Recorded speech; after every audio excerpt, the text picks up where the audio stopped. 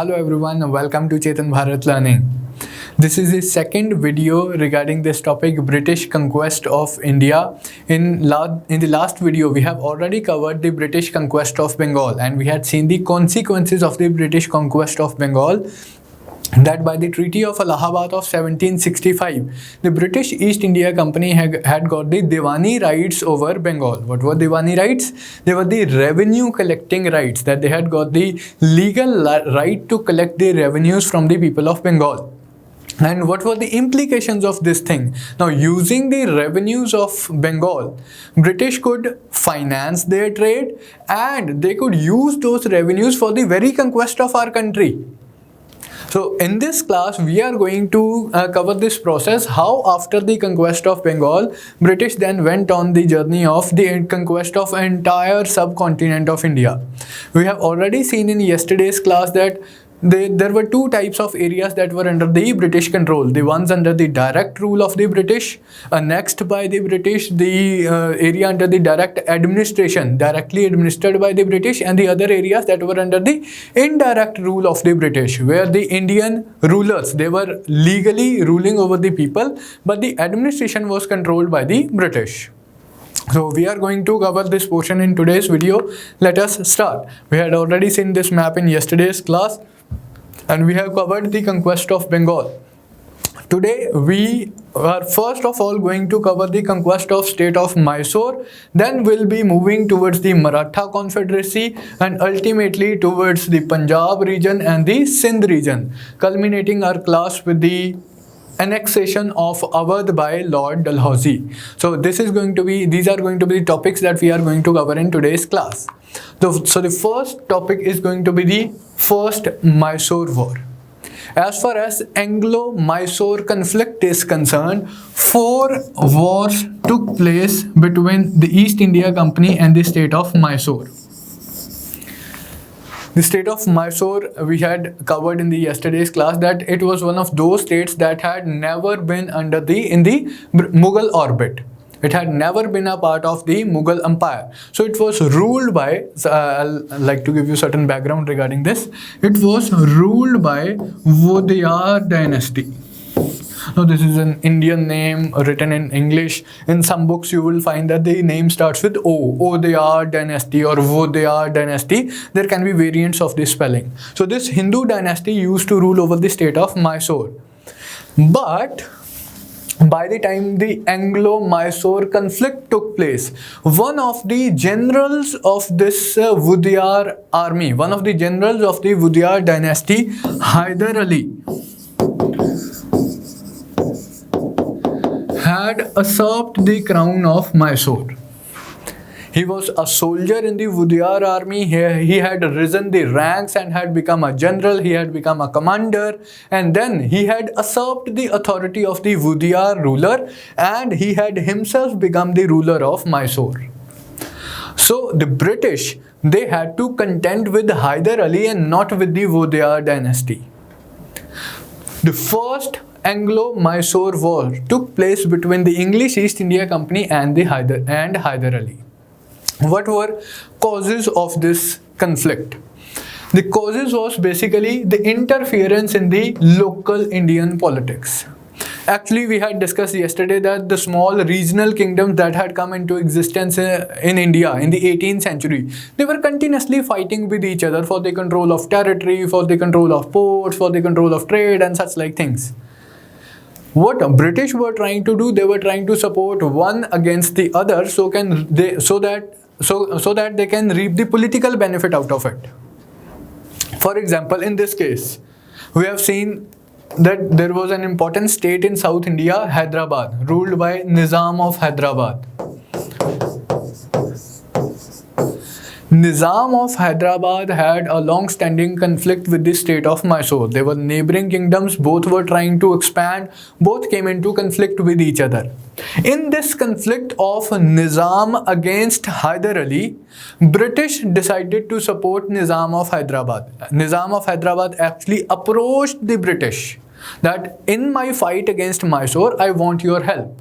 Now British, happily they came to the help of Nizam of Hyderabad in exchange for certain conditions. First of all, they demanded money from Nizam of Hyderabad. Nizam of Hyderabad said, had I got the money, why would I need your help? I need your help precisely because I do not have the resources to defeat Hyder Ali. British said, okay, you don't have money, but you do have lots of territory. You cede certain territory to us. You give away some of your territories to us, we'll come to your help. Because Nizam so desperately wanted to defeat Hyder Ali, he ceded certain amount of territory, some of his territories to the English East India Company. Before start of the war, English East India Company got lot many territories from Nizam of Hyderabad. Then they, both of them, English East India Company and Nizam of Hyderabad, they attacked Tipu Sultan and hence started the first Anglo-Mysore War. But in this war, Hyder Ali was able to defeat Nizam as well as their English allies. The East India Company was defeated by Hyder Ali. Lot many battles took place. In some of the battles, Hyder Ali was defeated. In some of the battles, English were defeated. Ultimately, Hyder Ali even stormed their headquarters of Madras. The company's headquarters in South India, you all know, were based in Madras. Hyder Ali stormed Madras and he forced the company officials over there to sign a peace treaty. As the treaty is known as Treaty of Madras. So you must remember these facts. Treaty of Madras signed in 1769. As per the terms of the treaty, the territories of each other, they were exchanged. The prisoners of wars, they were exchanged. Not many significant changes took place as far as the territorial arrangement was concerned. Causes, you must remember the interference of English East India Company in the local politics on the side of Nizam against Hyder Ali. Consequences, Hyder Ali stormed Madras and forced the English to sign the peace treaty. The treaty is the Treaty of Madras. Consequences, not much consequences, the territories of each others were returned. But this brings us to the next major conflict, that is the First Maratha War.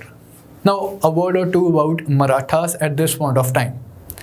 Marathas were the strongest Indian power of the time. They had dreams of establishing an all-India empire. We have already elaborated upon this aspect. But they were defeated in 1761 in the Third Battle of Panipat.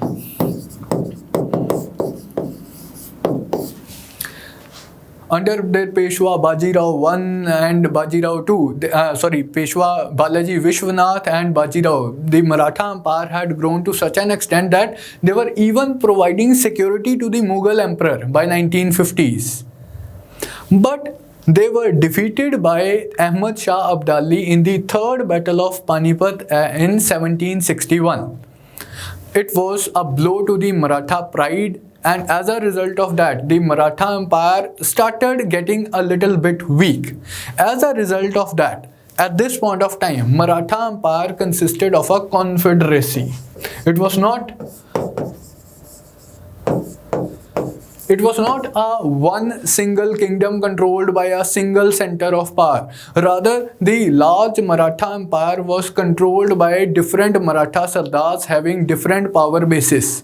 For example, the Peshwa, the nominal head of the confederacy, the nominal head of the Maratha Empire, was based at Pune, the modern Pune. Actually, who was Peshwa? Peshwa was originally the prime minister of the Maratha king. The Maratha kingdom came into existence when Chhatrapati Shivaji declared his independence from the Mughal control in 1674. In 1670s, thereafter, the Maratha Empire, after the death of Shivaji's successor started ruling the Maratha kingdom, but the real administration was controlled by the prime minister of the state, Peshwa, after the death of Shivaji. So even during this point of time, the nominal head of the Maratha confederacy was Peshwa, who had his headquarters at Pune. Then different regional leaders, the regional Sardars were there. For example, Sindhyas were ruling from their base at Gwalior. Similarly, Bhonsles, they were ruling from their base at Nagpur. Similarly, Gaikwads, They were ruling, the Gaikwads, they were ruling with their base at Indore. Sorry, Gaikwads of Baroda. And then we have the Holkar. The Holkars were ruling from their base at Indore. Very, very, very important facts from your prelims as well as your mains point of view. You must remember which Maratha Sardars were ruling from their bases in different parts of India. Peshwas based at Pune, Scindias based at Gwalior, you know Jyotiraditya Scindia, he's popular leader from Gwalior. Bhonsles at Nagpur, Gaikwads at Baroda, Holkars at Indore. So the Maratha Empire was a sort of confederacy where different regional Maratha leaders were controlling different parts of the territory, and Peshwa was the head of this confederacy. So this was the political structure of the Maratha Empire that British had to contend against. So what happened in 1775? What was the cause of the first Maratha War? It was again British interference in the internal politics of India. Just like first Mysore War, just like any other war for that matter, even the Bengal wars were on account of their interference in the local politics, and all the other wars that we'll study, they would be on account of their interference in the local politics of India. We use this term that the British were fishing in the troubled waters of 18th century India. That in any case, India was experiencing political instability at that point of time, and British were using this opportunity for their political benefit. So let's come back to this topic of the first Maratha War, the causes of the first Maratha War. At this point of time, there was a succession dispute in the Maratha Empire. Peshwa, at this point of time, there was this infant Peshwa Madhav Rao II. He was supported by one of the most able politicians of Maratha politics of this point of time, Nana Fadnis. You will remember his name as well.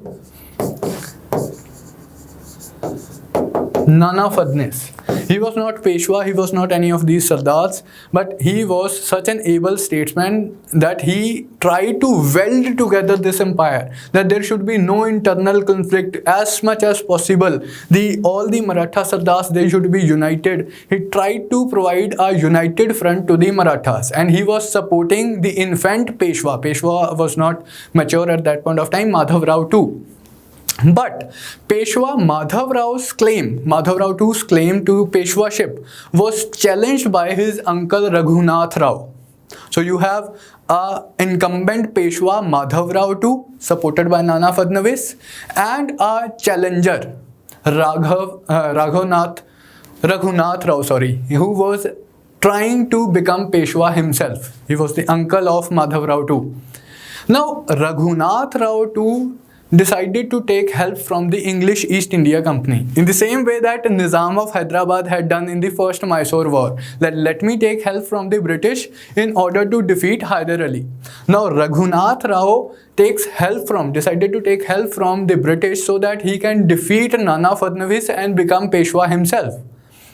But when British intervened on behalf of Raghunath Rao, this infuriated the Maratha Sardars, this infuriated Nana Fadnavis, and hence started the first Maratha War. This was a very long protracted war from 1775 to 1782. Like 7 long years this war carried on. At some point of time Scindia would fight against the British, at some other point of time Nana Fadnavis would fight against the British. The different battles are going on and such like things. In some of the battles the Marathas were defeated, in some of the battles the British were defeated. Ultimately, after a very long gap of time, the peace was signed in 1782, the Treaty of Salbai. Very, very, very important peace treaty, you must remember.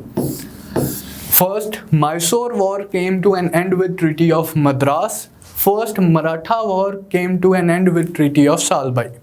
Before I discuss Treaty of Salbai, one more point. In 1780s, while the war was going on, while first Maratha War was going on, Nana Fadnavis tried to organize a grand coalition of Indian powers against the British. Already I have told you that Nana Fadnavis was trying to provide a united front to the Maratha polity, that these different Maratha Sardars, they should not behave in a very independent manner, and we should behave as a single coherent fighting unit. We should behave as a single power, single empire. The similar thing was attempted by Nana Fadnavis vis-a-vis other Indian powers as well. For example, he opened negotiations with Hyder Ali of Mysore, that it is the British who are interfering in the internal politics of India. We should form a united front against the British.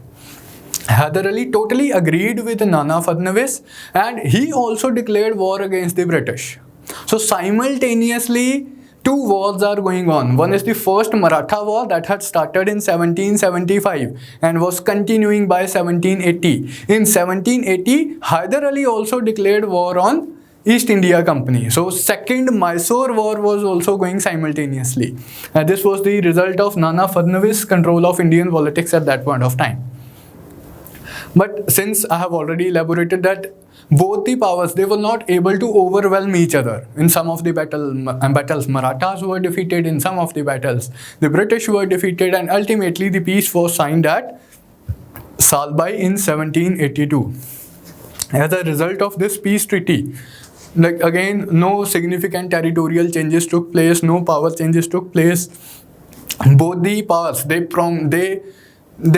transferred each other territories to each other back. That the areas that were occupied by the British, they were returned back to the Marathas. The areas that were occupied by the Marathas, they were returned back to the British. The prisoners of war were exchanged and such like things. And both the powers, they entered into a treaty of friendship for the next 20 years. There was no war between British and Marathas because this treaty of Salbai had committed them to each other's friendship, that they will not attack each other, they would protect each other's affairs. Now, this was the beauty of the treaty of Salbai from the point of view of British. How come?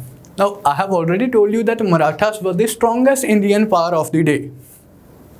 They were the one power that could challenge British at this point of time. But what the British did as a result of Treaty of Salbai, they signed a peace treaty, they signed a friendship treaty with Marathas. They committed Marathas to friendship with East India Company. What happened in these next 20 years when the friendship of Marathas and British was going on? British, they went on to defeat minor states, like they defeated Mysore and annexed their territories. They become more powerful, they started controlling more Indian revenues, they became financially stronger, they became militarily stronger. But in these very same 20 years, what was happening with the case of Marathas? Nana Fadnavis ultimately died, and the Maratha politics, it started disintegrating. The Maratha Sardars, they started asserting their independence. They started fighting with each other. They started fighting against each other for the control of territory, for the more influence in the Maratha politics. So while British consolidated their power in these 20 years, the Marathas frittered away their resources. They started disintegrating, they started clashing among themselves only. And they became such a weak power that after 20 years now, it will be very easier for the British to defeat individual Maratha Sardars. We'll see that in the course of time when the second Anglo-Maratha War would break out. What happens in the third Anglo-Maratha War? So in the first Anglo-Maratha War, you must remember that it committed both the powers to each other's friendship for next subsequent 20 years.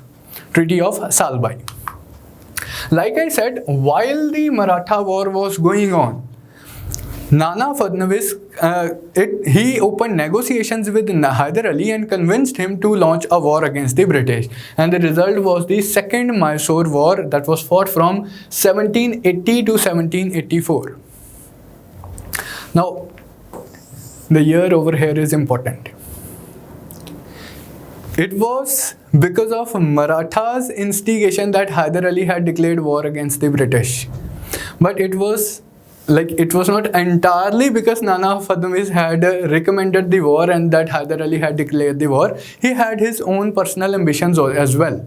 He wanted to become the greatest power of South India. So he thought that it is essential to eliminate the influence of East India Company. How can we say that? Even after The Maratha War came to an end in 1782. The Mysore War continued till 1784.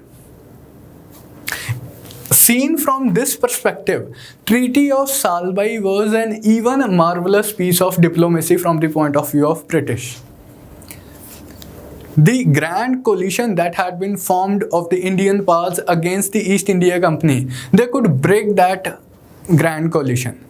Even though Marathas and Hyder Ali, they had decided that they will not individually make peace with the British. They would not make peace with the British unless the British had been defeated conclusively. Even then, Marathas were forced to sign the Treaty of Salbai. And Hyder Ali was left alone fighting against the British. And what was worse, in 1782, Hyder Ali died. Not because of war, because of his health issues, he died in 1782. But the war was continued by his son, the Tiger of India, Tipu Sultan. Tipu Sultan is known as Tiger of India, Tiger of Mysore.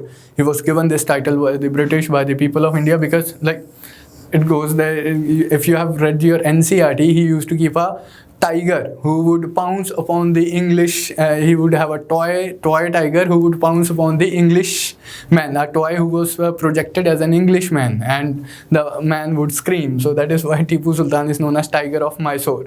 The war was, let's come back to the war. Tipu Sultan continued the war that was started by his father, and the war ended with Treaty of Mangalore. These treaties are important, you must remember these treaties. Treaty of Mangalore, that was signed in 1784. Again, not a very conclusive treaty, because none of the powers was able to overwhelm the other power. In some of the battles, Hyder Ali and Tipu Sultan were defeated. In some of the battles, the British were defeated. So no one power could claim absolute victory. So as a result of this treaty, the territories that were conquered during the course of the war, they were returned to each other. The prisoners of war were exchanged, just like the earlier treaties.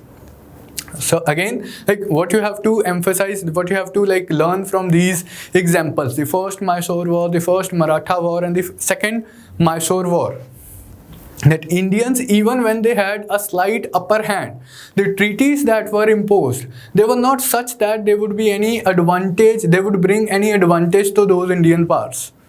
On the other hand, what happens next? You should, like, it would be interesting for you to see that when the British would have the upper hand, they would completely try to destroy the power of the Indians. Let's see what happens next. Next is the third Mysore War, 1790 to 1792. Over here, you must remember the name of the Governor General, British Governor General who was involved, Lord Cornwallis.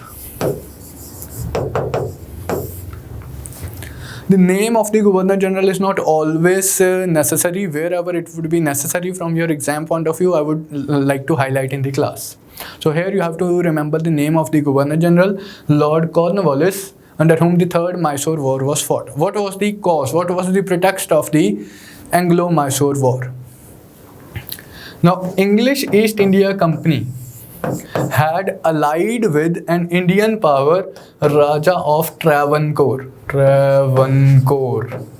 in modern day Kerala, Trivandrum region, Thiruvananthapuram. So English East India Company was allied with Raja of Travancore, but Tipu Sultan of Mysore had declared war against the Raja of Travancore, had attacked the territories of Raja of Travancore. In response to this situation, English East India Company declared war against the state of Mysore. That how can you attack our friend the Raja of Travancore? You see again an example of interference in the Indian politics, local Indian politics. And here it was not simple politics as well. There were ulterior commercial motives behind this step. The state of Mysore Tipu Sultan had ambitions to control the trade of South India, to control as much territory in South India and to control the trade of South India. Over here was the state of Travancore. When Tipu attacked the territories of Raja of Travancore, he wanted to take the control of west coast of India, from where lucrative spice trade was going on, from where lucrative textile trade was going on. So it was this step, this intention of Tipu Sultan that was hurting the sentiments and sensibilities of the East India Company. East India Company also wanted to control as much trade as possible. Tipu Sultan also wanted to control this trade. It was this clash of economic interests, because of which Lord Cornwallis used this excuse of Tipu Sultan attacking the Raja of Travancore and attacking the state of Mysore. Now you understand the factors that are involved in these decisions. So it is not pure politics, it is also the trade. The trade led to the compulsions which would invariably compel English East India Company to declare war. In order to safeguard their trade, they would declare war on Indian powers, or they would use one or the other excuse to do that. Now, what were the results of this war? We have studied the causes of the Third Mysore War. In this war, Tipu Sultan was defeated by East India Company. Now, this is the first instance, like in today's class, that we are experiencing, that the Indian power was conclusively defeated by the English. Now, what would they do? Now, they would compel Tipu Sultan to cede half of his kingdom. Half of his kingdom was taken away by East India Company. Some of the territories were given to Raja of Travancore. Ja Simran ja, jile apni zindagi. And most of the territories, they were annexed to the dominions of English East India Company. Tipu Sultan was forced to pay compensation to the English East India Company, that we had to incur so much expenses on account of this war. Now you are supposed to pay war indemnity to us. You are supposed to compensate us for the losses that we have suffered as a result of this war. And in case you don't do that, like, you may falter on your installments. So we are taking your 2 sons as hostage. 2 of the sons of Tipu Sultan were taken as hostage by Lord Cornwallis, lest Tipu Sultan should falter on his payments or his obligations. So you see how the British treated the Indian power when they had the upper hand, and what we did when we had the upper hand. So this thing is for you. This is just a food for thought for you people. So that's all as far as the Third Mysore War was concerned. Now, in 1798, a very expansionist viceroy, the viceroy title was introduced after the revolt of 1857. Before that, the top British administrator in India was known as Governor General. We'll come to the administrative aspect later. I'm just like using the vague term now. The top administrative head of India at that point of time was known as Governor General. Governor General Lord Wellesley was highly expansionist in nature.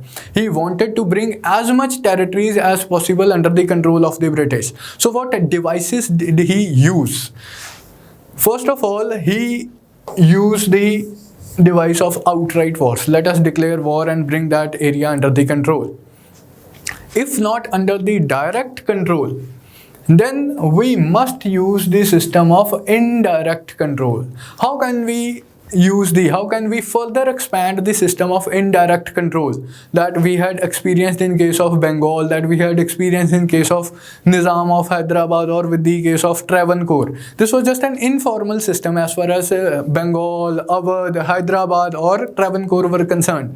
What Wellesley tried to do, he tried to make this system more formalized, that there should be a treaty that should govern the relations between an friendly Indian ruler and East India Company. And what was that treaty? That was the system of subsidiary alliance. We'll study about this system. Outright wars, you very well understand.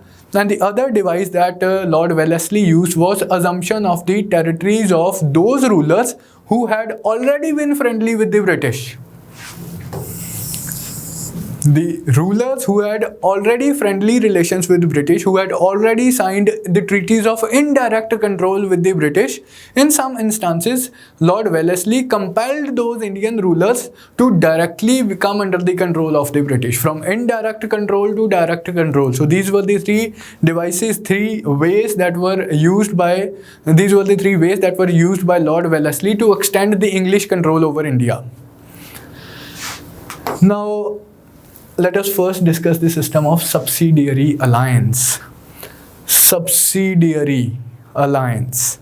An alliance when one of the power has an inferior status as compared to the other power. So what is this system of subsidiary alliance? This system was proposed to an Indian ruler who wished to maintain friendly relations with East India Company. Many Indian rulers at this point of time, they were finding it difficult to govern their states because they did not have sufficient resources at their command.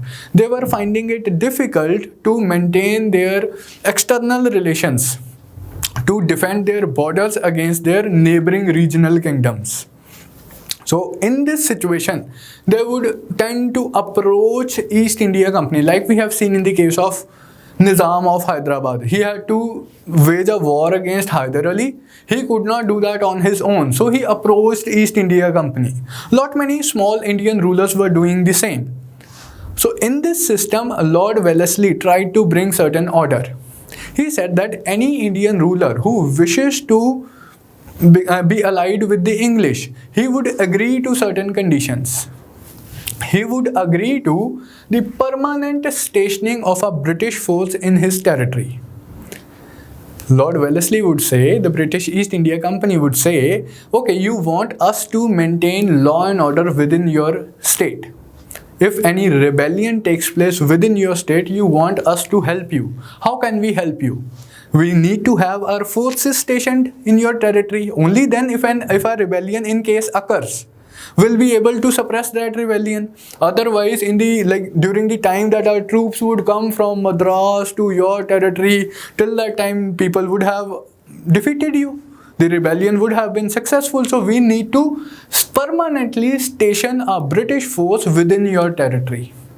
The same logic can be applied in case of external help as well.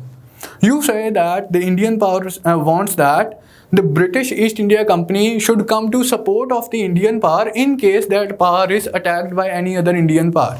External security. How can we provide you external security? We need to station our army within your territory.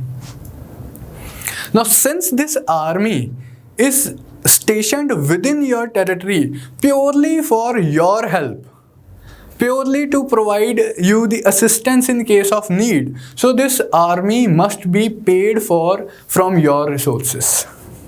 You would pay to East India Company a subsidiary alliance, a subsidy for the maintenance of this British force.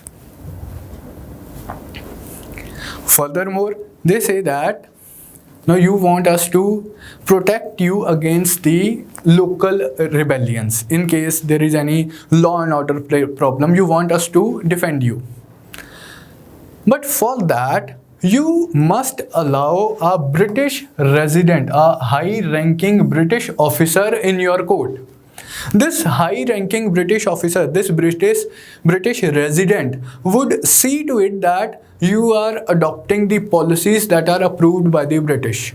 If you are willfully adopting such policies that we know that people would rebel against, why should we come to defend you? You must agree to the policies that we dictate to you, that we recommend to you, so that there is no rebellion. So are you trying to get the neck of the situation? That they are trying to control the internal administration of the state as well. Because now only those policies could be formulated within that state by the Indian ruler, legal Indian ruler, the policies that are approved by the British resident. So in this way, indirect control was trying to be extended. And not to mention anything about the British army that is stationed. Now the Indian Raja would not have any resources at his command so that he can assert his independence, because British force is right within his territory. And he is continuously paying for the maintenance of the army. What is ironical is this fact, that we are paying for our own subordination. We are paying for our own subservience. We are paying for the very army that is trying to suppress us. The furthermore conditions that were part of this subsidiary alliance: the Indian ruler, the one who would sign this treaty, he would not employ any other European without the approval of the British, without the approval of the British resident, or without the approval of Governor General. Similarly, the Indian ruler would not open any negotiations, would not have any negotiations with any other Indian power without the approval of Governor General. So if these conditions, of course there were certain minor variations, whether the treaty is signed with a powerful Raja or with a weak Raja, but these were the basic conditions that were part of almost every treaty, of course with certain minor modifications. So Indian Raja was supposed to do all these things. What would he get in return? He would get security in return. In return, the British undertook to defend the ruler, both against the internal rebellions and against the external attack by any other power. So this was the system of subsidiary alliance. Now certain facts that you must remember. It was formalized by Lord Wellesley. You have to remember the name of the Governor General, introduced in 1798.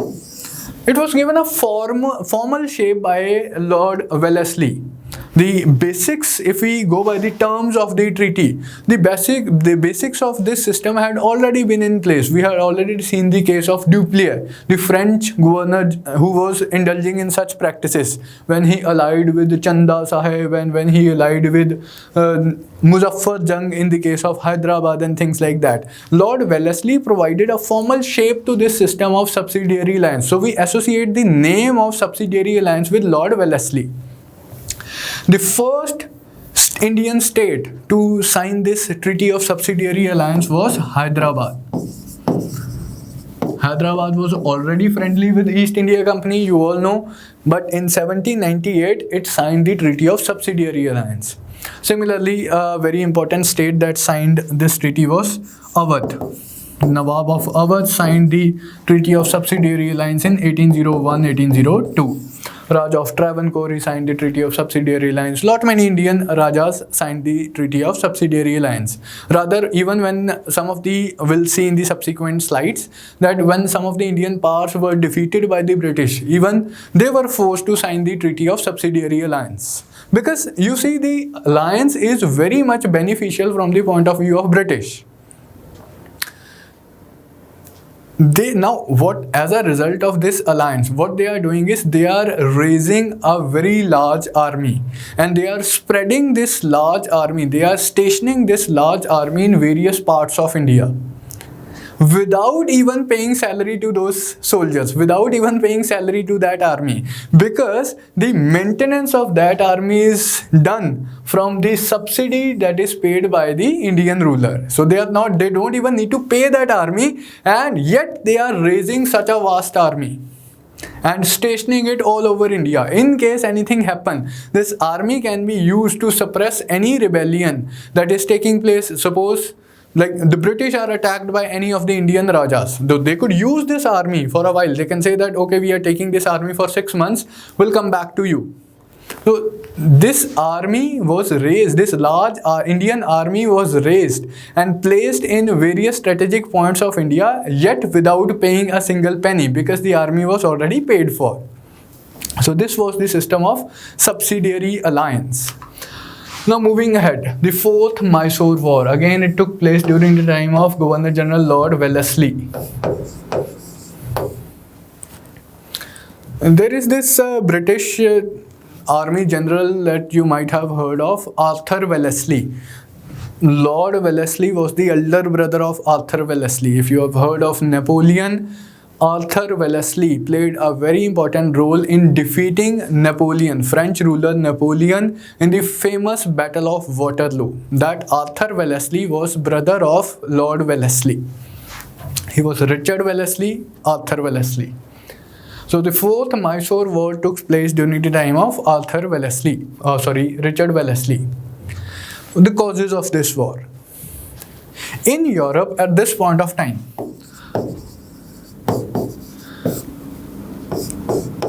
a war was going on between France and Britain. French Revolution had erupted in 1789. World politics, we'll cover that in world history, just like you just need a passing reference over here. The French Revolution, it had erupted in 1789. As a result of this French Revolution, France and Britain, they had been fighting against each other, and they would continue to fight each other till 1815, when Napoleon would be defeated by the Britain in the famous Battle of Waterloo. Till then, from 1789, almost from 1790 to 1815, France and Britain, they were fighting against each other in Europe. French Revolution, it stood for the ideas of liberty, equality and fraternity. So the politics of French Revolution we are not doing in this class. Like I said, we'll cover this topic in your world history classes. But how is this thing related with the Mysore War? Tipu Sultan, he had the bitter experience in the third Mysore War, when half of his kingdom was taken. He was forced to pay compensation and 2 of his sons were taken as hostage. Now he wanted to take revenge. He wanted to defeat East India Company. He wanted to militarily also defeat East India Company, and he wanted to cripple their trade as well. So he opened a negotiation with the French in India. We know that the French were conclusively defeated in India in the Third Carnatic War in 1763. But because French Revolution had taken place, because French armies were continuously expanding, they were defeating all other European powers, and Britain was not able to defeat France. This led to a fear in the minds of the British that lest France should not expand into India. There should be no French revival in India. When Tipu Sultan opened negotiations with the French, these fears were even more instigated. Now the East India Company wanted to address this issue of Indo-French friendship. That could be any problem, that could be source of any tension for the English East India Company in future. So Lord Wellesley attacked Tipu Sultan. In this battle, Tipu Sultan was defeated by the British, and he was killed while defeating his capital Seringapatam.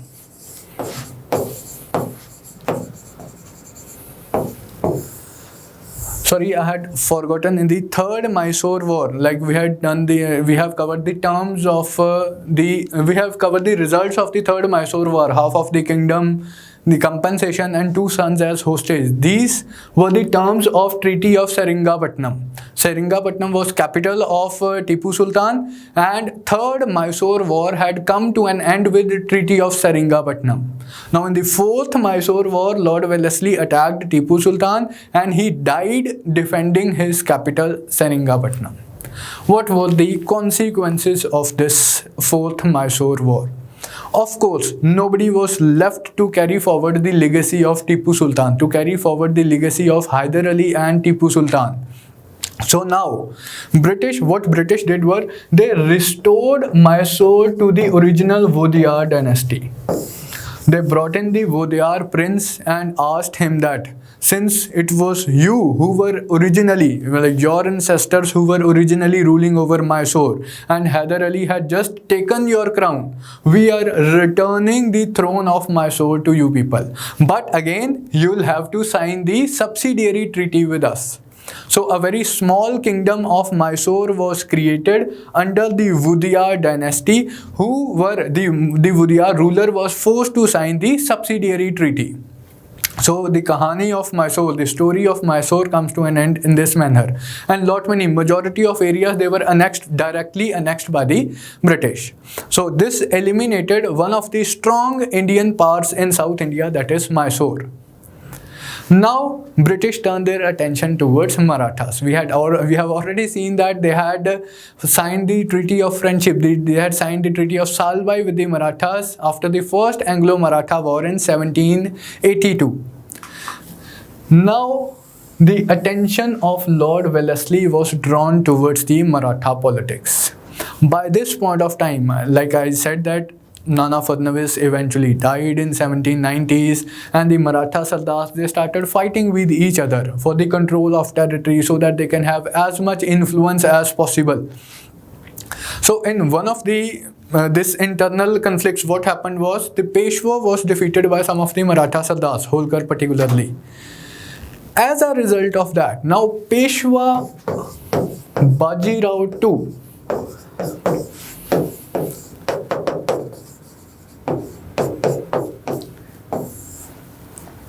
he was so afraid that he would not be able to maintain his position as Peshwa. He would not be able to maintain his position as head of the Maratha Confederacy because he was defeated by one of the Maratha Sardars. He went into the arms of English. He went to the English and asked for their help, that I should be reinstated at Pune. Holkar had plundered the territory of Marathas and he had even attacked Pune. Now he went to the English at Bombay, requested them to reinstall him at Pune. English, of course, welcomed Peshwa Bajirao too. What would they say? Like, you know how the scheme of things are working out. I think you'll be able to guess that they would ask him to sign the Treaty of Subsidiary Alliance. You first sign the Treaty of Subsidiary Alliance with us, then we'll help you in going back to Pune. So here a very important treaty was signed, Treaty of Bassein.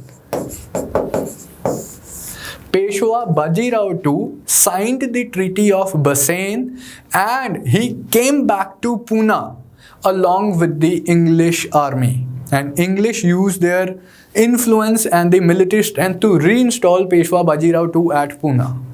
Now this action of the English, the period is 1802-1803, this action of English, that they have intervened in the politics of the Maratha kingdom. They had tried to install Peshwa back, and like using the English support, Peshwa had reinstalled himself at Pune. This thing infuriated other Maratha Sardars, that who are English to intervene in our system, in the politics?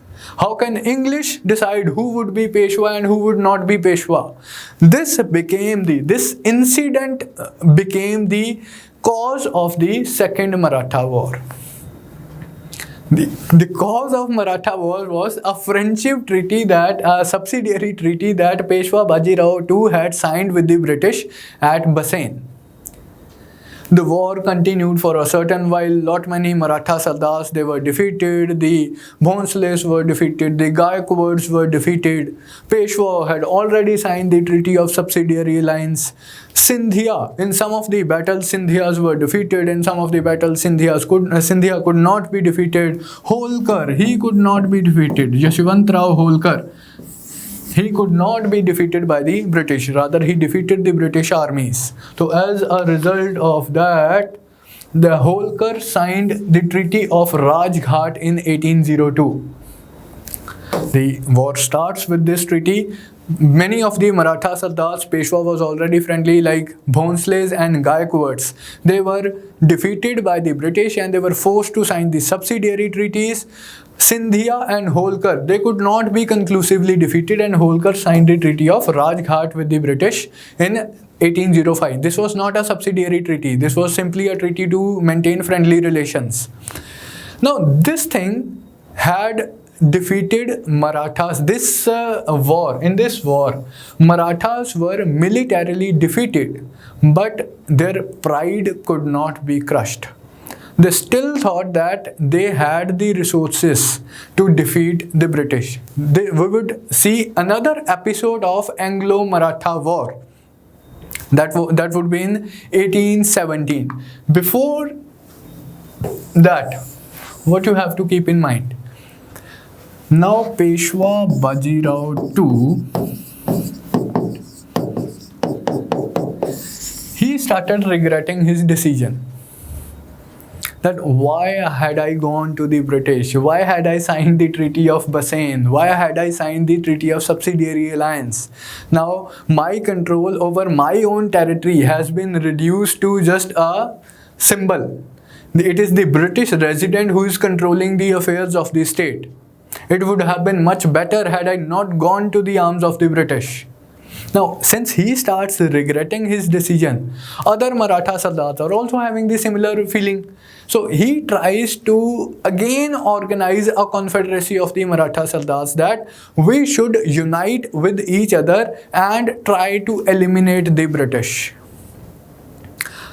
But this was just a very vague sentiment. One of the you can say the negative points of Maratha politics, you might have guessed it till now, that it was the internal strife, internal conflict between different Maratha Sardars. It was very difficult, it had proven to be very difficult for the Maratha Sardars to unite with each other against a common army. We had seen this in the first Maratha War, we had seen this in the second Maratha War. When British were fighting against the Sindhiyas, Holkar was watching, okay, let them fight.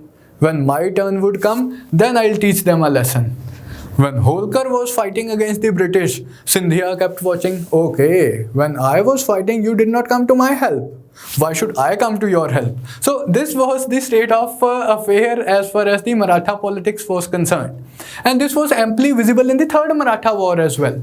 Even though the war started off with this sentiment that we had been duped into this Treaty of Subsidiary Alliance and we must be united against the East India Company. But in the battle, the fight was between the individual Maratha Sardars against the East India Company.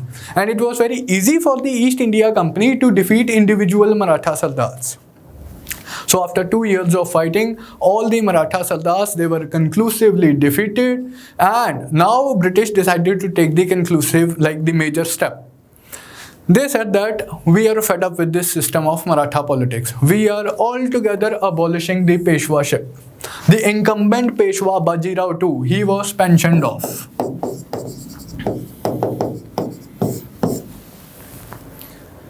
And he was forced to go into retirement at the place called Bittur near Kanpur.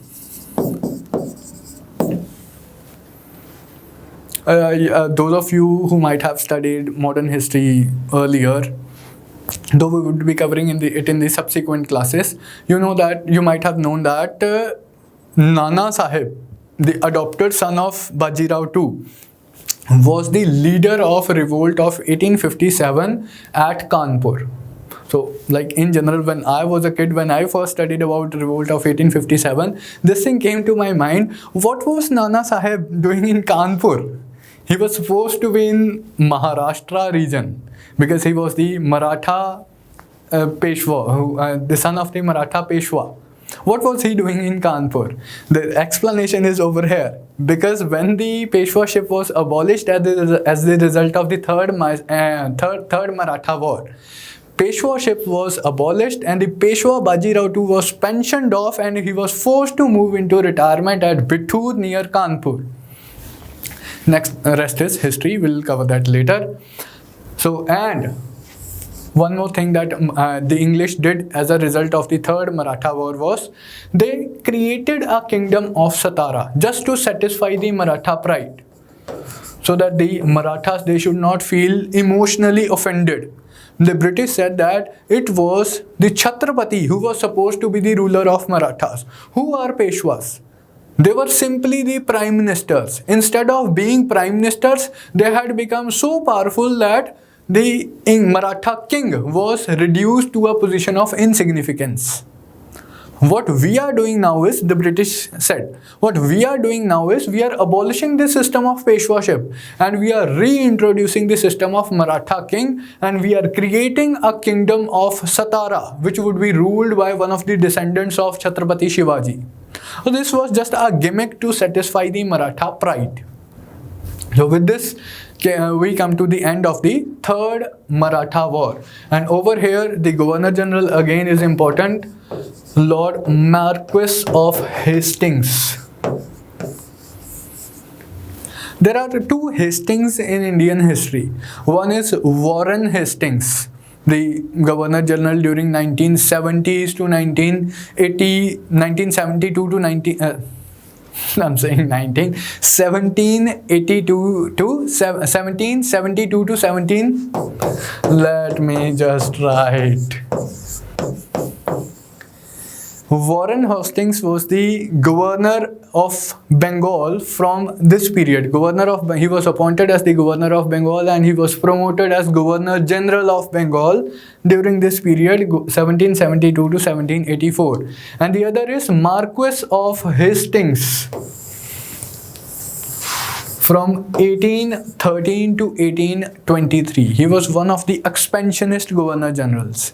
Lord Cornwallis was an expansionist governor general. Lord Wellesley was an expansionist governor general. Lord Hastings was an expansionist governor general. And Lord Dalhousie, we'll see ahead, he would be a very expansionist governor general. And how we distinguish, I started off with two Hastings. How do we distinguish between these two people? When we want to refer to the first personality, we always say Warren Hastings. We use his full name. And when we want to refer to the later personality, we always use the word this Lord. Lord Hastings, Lord Marques of Hastings. This is for the second personality, the one who was the Governor General from 1813 to 1823. Now, Third Maratha War is associated with Lord Marques of Hastings. One or two more things that are associated with Lord Hastings. First is the Nepal War from 1814 to 1816.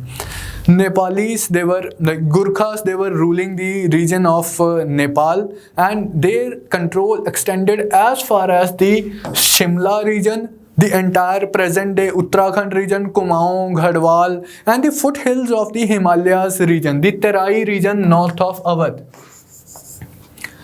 The northern Uttar Pradesh, entire Uttarakhand, the region till Shimla, this was under the control of Gurkhas who were ruling at Nepal. For 2 long years, a very fierce war was fought against the Gurkhas, and ultimately Gurkhas were defeated in many of the battles, and as a result of that, Treaty of Sugauli was signed. As a result of this Treaty of Sugauli, the areas that were under the control of Marathas, but now that you know they are part of India, they were ceded by the Gurkhas to the British. The Shimla region, the entire present-day Uttarakhand, Garhwal and Kumaon region, and the foothills of Himalayas, the Uttar Pradesh, the Terai region of Uttar Pradesh, that was taken from Gurkhas to the British East India Company. And the Gurkhas, they also agreed to appointment of a British resident at Kathmandu. The element of indirect control was introduced here as well. So this was the Nepal War that took place under Lord Hastings. Then the entire Rajputana region. Here, like the thing, you'll find it interesting that what happened in Rajputana. You know that various Rajput states under the Mughals, they had come under the overall suzerainty of the Mughals. They had very friendly relations with the Mughals. They had become part of the Mughal administrative hierarchy. They had become Mughal Mansabdars. So they were practically under the control of the government at Delhi or Agra. Then when the Mughal part declined after the death of Aurangzeb, there was a rise of regional kingdoms. But among these regional kingdoms, we have discussed that it was the Marathas who were the most powerful of the Indian regional kingdoms, and they had the dreams of having a Hindu Padshahi. They wanted to have a Hindu empire all over India. So the Rajput states, after the decline of Mughals, these Rajput states had come under the control of Marathas. The Maratha Sardars like Gaekwads, the Holkars and the Sindhyas, they were controlling the politics of Rajputana. Now that Marathas were defeated in 1818, what about these Rajput states? What about Rajputana? Governor General Lord Hastings opened negotiations with these states. He convinced these states that it is better for them to sign subsidiary treaties with the East India Company and come under the control of East India Company. He convinced them that you had for a very long time, you had been under the control of Mughals. He convinced them that after the decline of Mughals, you had come under the control of Marathas. It were Marathas who were controlling your politics and you were paying regular tribute to the Maratha kings. Now, since we have defeated Marathas, there is no point fighting the great power as the East India Company. It would be better for you, without shedding a blood, you can sign friendly treaties with the East India Company. So here came the role of the concept of paramountcy. Lord Hastings declared the English in India, the East India Company in India, as a paramount power. Paramount, you can say the supreme power.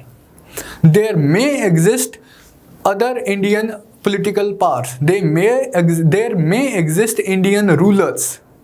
But those Indian states, those Indian rulers are inferior to the East India Company. East India Company is the paramount or the supreme power. As a paramount power, what rights did the East India Company have? Like, there is no any formal concept of paramountcy. It was just one of the concept that was given very vaguely by Lord Hastings, that because we are the supreme power, Lord Hastings said that because East India Company is a supreme power, is a paramount power, it has the right to interfere in the affairs of the Indian state if that Indian state is working against the interests of the East India Company. The interests of the paramount power are supreme. In order to protect its interests, that paramount power, that supreme power, can even interfere in the affairs of the Indian state. It can even completely, directly annex an Indian state if that Indian state is working against the interests of the paramount power. So basically, it was an announcement of the supreme position that East India Company occupies in India.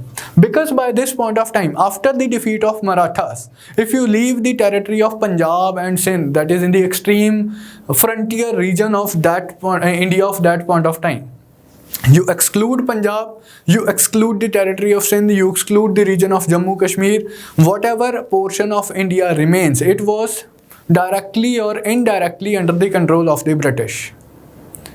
And no Indian power was powerful enough in this region to challenge the English East India Company because they had defeated every important Indian power. So the remaining Indian powers, they were just like given this announcement that we are the supreme power and we can interfere at any point of time in your politics. We can even annex your territory if we so desire. So those states were perpetually in the state of insecurity, political insecurity, that something like anything may happen in future that may cause this East India Company to intervene into our politics. That was the concept of paramountcy. The British reserved the right to interfere in the internal affairs of those states and made their foreign relations totally subservient to the British. No Indian power would have independent foreign relations with any other Indian power.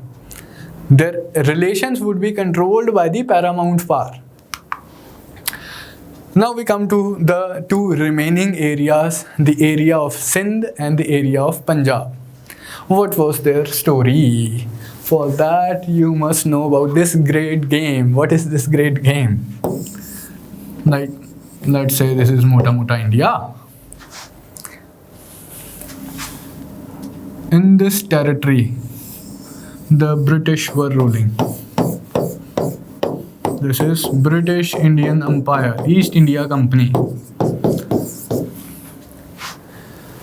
Over here is Russian Empire. Here is the state of Punjab. And here is the state of Sindh. This is Punjab. This is Sindh. And over here is Afghanistan.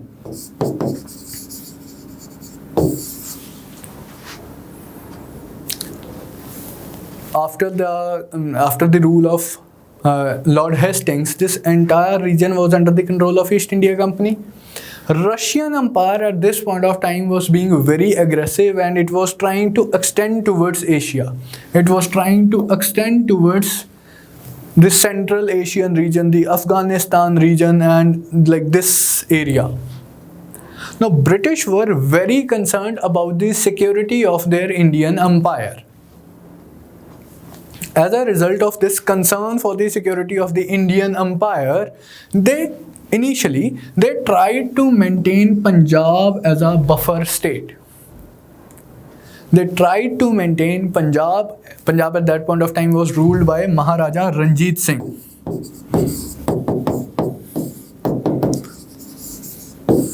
He was a very able and an efficient ruler. He had organized his military according to the European standards. He had a very smart army, very strong and powerful army. That army could even defeat the Pathans and Afghans. His army reached as far as Peshawar and even the region beyond that. So Punjab was very well managed by Maharaja Ranjit Singh.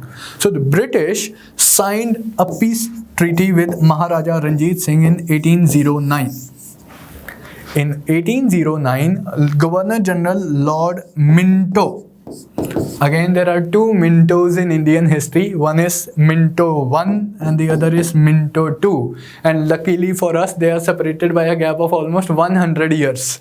1809, Lord Minto I. 1909, Lord Minto II. I will cover the Minto-Morley reforms. So the other Minto is in 1909. The first Minto is in 1809. He signed the Treaty of Friendship with Maharaja Ranjit Singh of Punjab. The idea was to maintain Punjab as a buffer state.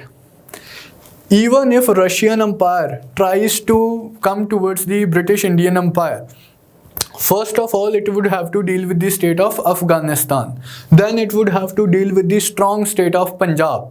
After defeating these two strong states, it would be directly a threat to the British Empire. Till that point of time, Britain would prepare its defenses and it would be able to defend its Indian Empire. That was the idea of the East India Company. So, what happened in 1830s, 40s? In 1830s, late in the 1830s, British decided to form an alliance with the Maharaja Ranjit Singh against the rulers of Afghanistan. Because the ruler of Afghanistan was being very friendly with the Russians. So you see over here what is happening is it is the rivalry of Russia and Britain. The European rivalry is coming into picture. The ruler of Afghanistan was becoming friendly with the Russians. This was seen by the British as a threat. That how can the ruler of Afghanistan, how can the Emir of Afghanistan be friendly with the Russians? This is against the interests of the paramount power in India. So they formed an alliance with Maharaja Ranjit Singh and attacked Afghanistan.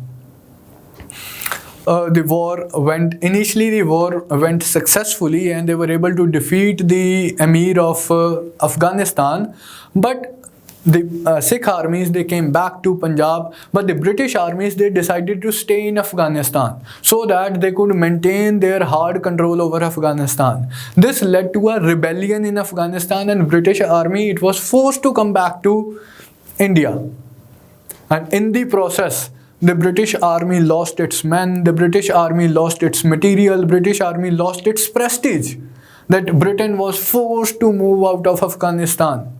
Of course, they did go back to Afghanistan just to satisfy their pride that we have once again occupied Kabul, the capital of Afghanistan. But they knew that it is not possible for them to maintain their control over Afghanistan. By that point of time, Russia was also threatened, so it did not try to expand into this region. But you see, international rivalry of Britain and Russia was trying to dictate the politics of this region.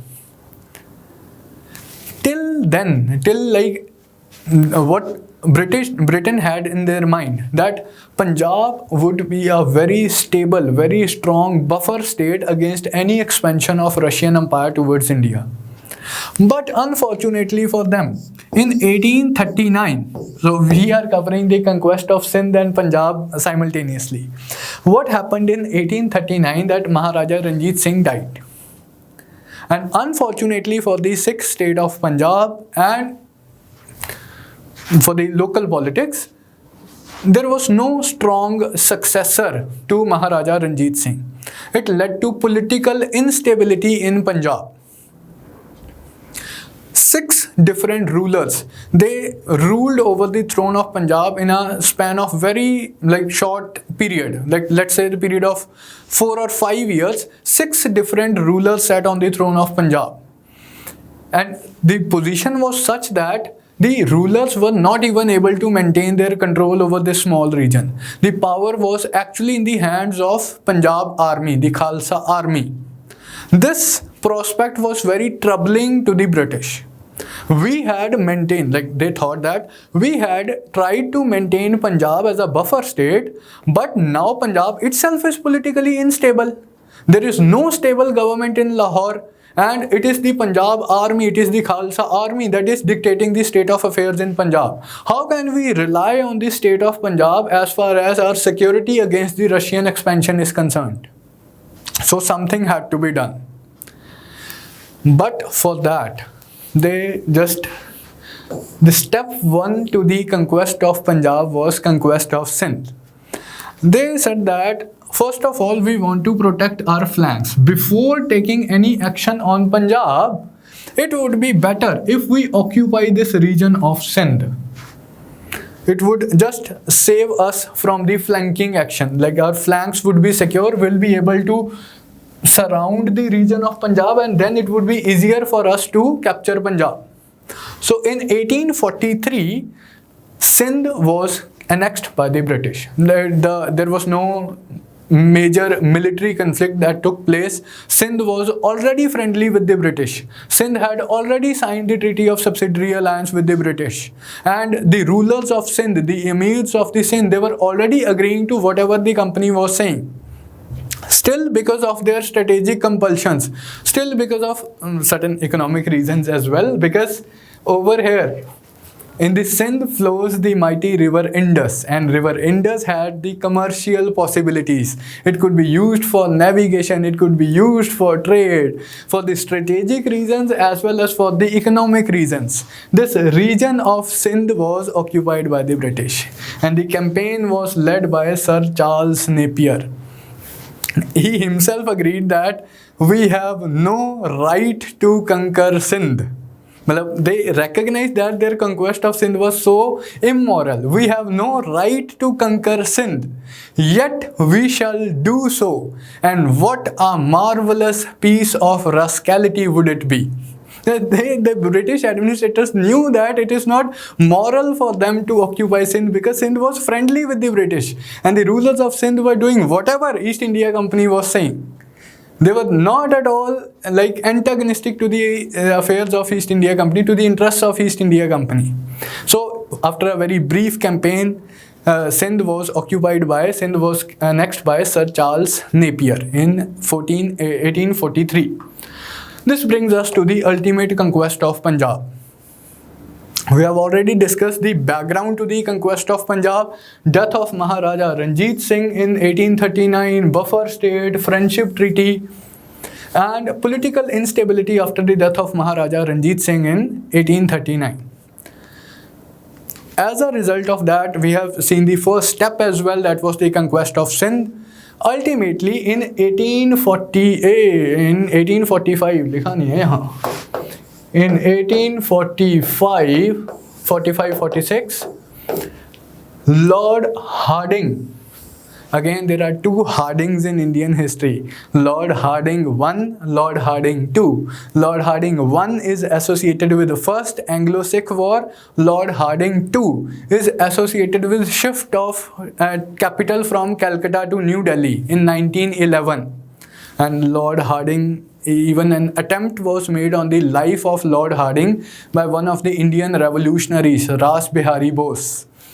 We'll come to that later. So the first Hardinge that we are referring over here is Lord Hardinge I. In case of first Anglo-Sikh War, he decided for military intervention, that it is not safe to leave Punjab in the hands of Khalsa army because no stable government is being formed in Lahore. So they attacked Punjab, and as a result of trickery of some of the Sikh Sardars, Punjab army was defeated and two treaties were imposed. First of all, Treaty of Lahore was signed in March 1846. Later, the treaty was revised and the new Treaty of Bhairowal was signed in December 1846. So actually it was this treaty that governed the relations between the Sikh state of Punjab and the East India Company. As a result of the first Anglo-Sikh War, the region between, you might have heard of the 5 rivers of Punjab, the Satluj, Beas, Ravi, Chenab and Jhelum, and the last river Indus. Earlier, under the friendship treaty with Ranjit Singh in 1809, river Satluj was decided as a boundary between the Ranjit Singh's empire and the English East India Company. River Satluj was decided as a boundary. But as a result of first Anglo-Sikh War, this region between Beas and Satluj, it was taken away. This is river Beas. The region between Beas and Satluj was annexed by East India Company. Jammu Kashmir was given to Raja Gulab Singh Dogra. The Dogra rulers of Jammu Kashmir that you hear of in the present context, they had been installed over there as a result of first Anglo-Sikh War. Raja Gulab Singh was the first independent ruler of Jammu and Kashmir, and he had signed the Subsidiary treaty, the friendship treaty with the English East India Company, and he was installed there as a result of this war. And a British resident was placed in the court of Lahore, who would control the internal affairs of the state of Punjab. Now, whatever happened, like as we have seen in the case of Marathas, that they were militarily defeated in the second Maratha War, but they thought that, like, how can they be defeated? They had such a strong army, they were such a strong Indian power, they had so many resources at their command. How can the English East India Company defeat us? We would reunite, we would again raise the banner of revolt and defeat the East India Company. But in the third Maratha War, they were again defeated. The similar thing happened over here as well. Here, because it was the trickery of some of the Sikh military commanders that the Sikh army was defeated. Otherwise, the Sikh army was a very capable, very powerful army, which had even defeated Afghans, which had even conquered the region of Jammu Kashmir. But since it was easily defeated in the first Maratha War, so the Sikh army, the Sikh commanders thought it was just the trickery of some of their leaders that led to their defeat. It was not their weaknesses that led to their defeat. So they raised the banner of revolt again in the second Sikh War that took place in 1848. That we will defeat the East India Company and regain our glory. But here, the Sikh army, it was defeated by Governor General Lord Dalhousie. Again, one of the expansionist Governor Generals of India. We'll keep on studying about Lord Dalhousie as far as his role in the social-religious reforms, his role in the developmental policies, introduction of railways and things like that. But here, like, you must keep in mind that Lord Dalhousie was one of the most expansionist Governor Generals of East India Company in India. One of the steps that you must remember is the conquest of Punjab, the annexation of Punjab as a result of the successful second Anglo-Sikh War. Punjab was directly, it was written over here, Punjab was directly annexed by Lord Dalhousie. So this completes the military conquest of India by the British, but still one or two things need to be done as far as the indirect control is concerned and some of the other military steps of East India Company are concerned. Like I mentioned that Lord Dalhousie was one of the expansionist governor general, most expansionist governor generals of the East India Company. His doctrine of lapse is the most infamous of his policies that he introduced in India. According to this doctrine of lapse, if any Indian ruler died without any natural successor, without any natural heir, he has no biological son to succeed him. In that case, the rule of the Indian ruler would come to an end. The rule of the Indian rule over that region would come to an end, and that state would be annexed to the English East India Company, English dominions in India.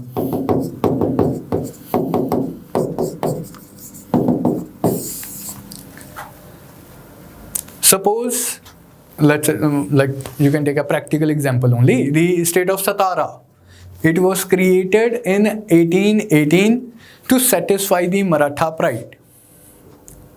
Here Peshwa Bajirao II was pensioned off, and one of the descendants of Shivaji was installed as the ruler of Satara. That we are reinstalling the descendants of Chhatrapati Shivaji. But that ruler of Satara, he had no natural successor. He had no natural heir. He had no biological son. As a result of that, state of Satara was annexed by the British by the application of this doctrine of lapse by Lord Dalhousie. That from now onwards, you are not going to continue as an Indian state. You are directly annexed to the British Empire. The same thing happened in Jhansi, the same thing happened in Udaipur, the same thing happened in a lot many other states, Nagpur, where Bhonsles were ruling. The Bhonsles did not have the, like at that point of time, the ruler of Nagpur had no natural successor. Because of this reason, his state was annexed to the British dominions. This was Lord Dalhousie's doctrine of lapse. Now, one more thing regarding this doctrine. It was not applicable only in the case of rulers and the princes. It was also applicable in case of titles and pensions.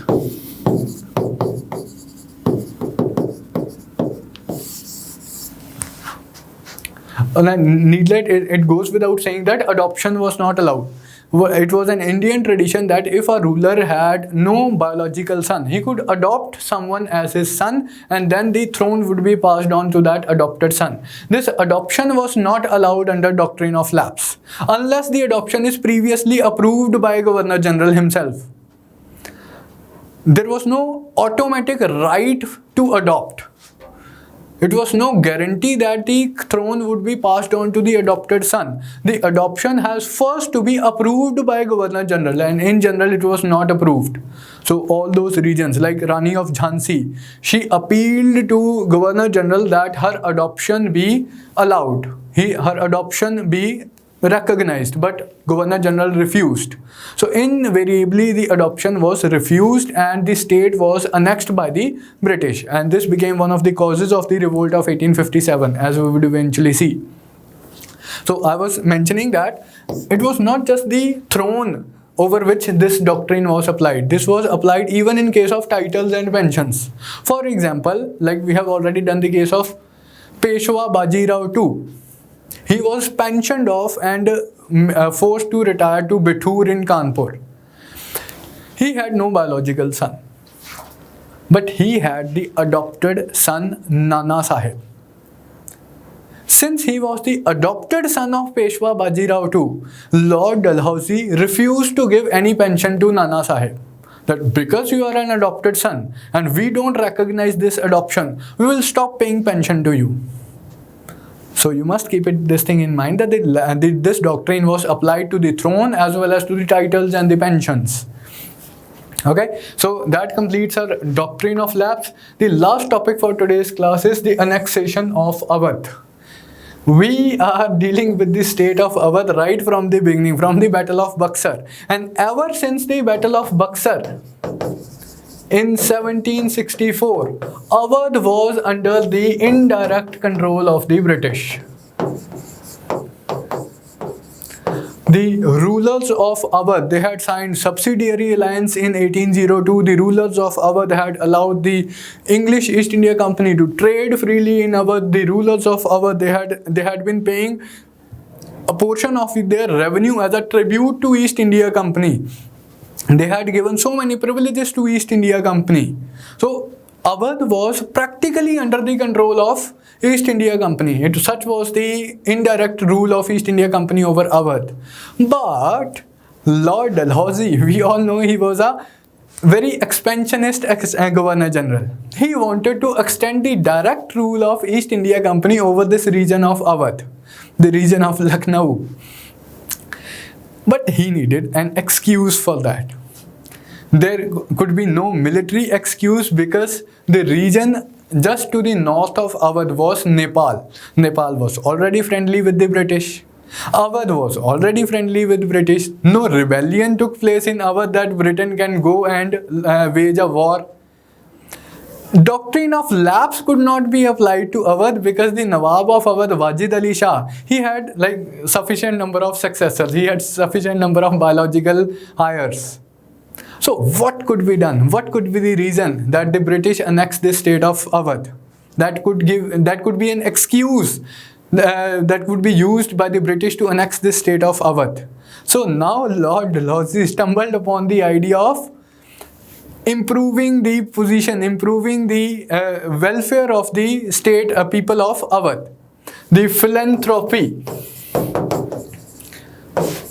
That I want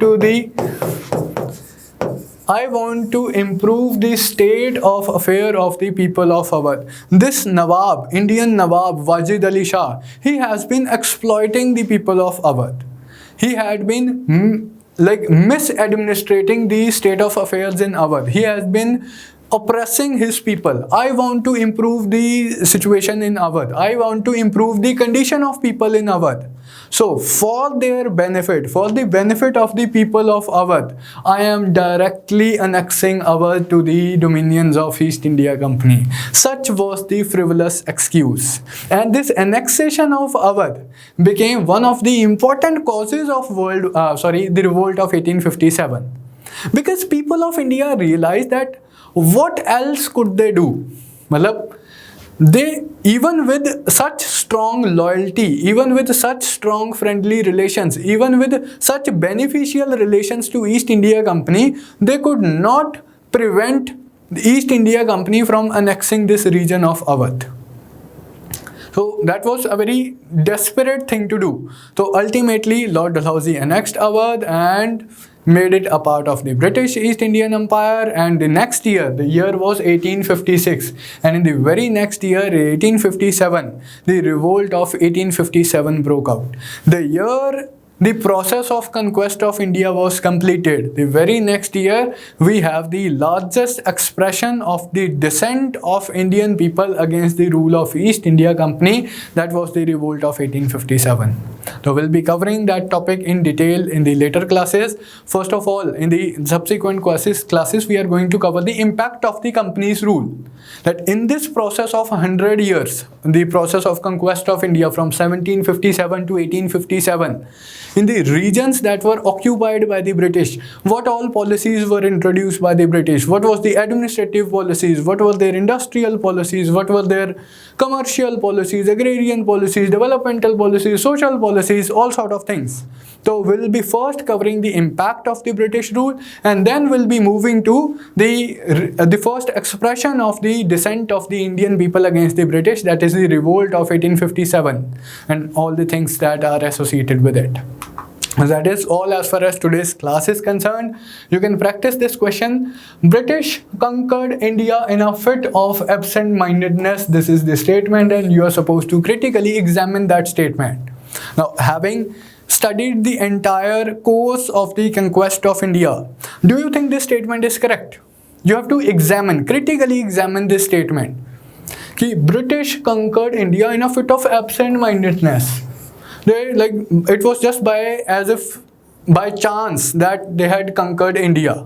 They had no real motive to conquer India. They had no real motive to expand into India. It was just that they were stumbling into success, and into more success. That they had by chance conquered the entire territory of India. So you are supposed to examine this statement in light of the long story of the conquest of India. That did they conquer India in a fit of absent-mindedness, or do you think it was a very planned, well-charted strategy to have as much territory under their control as possible? So this wraps up our topic, the conquest of India. As far as the reading is concerned, the topics that we have covered till now, the conquest of Bengal, the Anglo-French struggle, and the conquest of rest of the India, you must study. Like, I would recommend that, of course, you have notes at your command that you can download from our app. Apart from that, you should study chapter number 2 that is given in class 8th NCERT or PASS part 1. This chapter, it covers the same topics that we have covered in the previous 3 classes. I would recommend that you should read this from this NCERT, 8th class NCERT chapter number 2.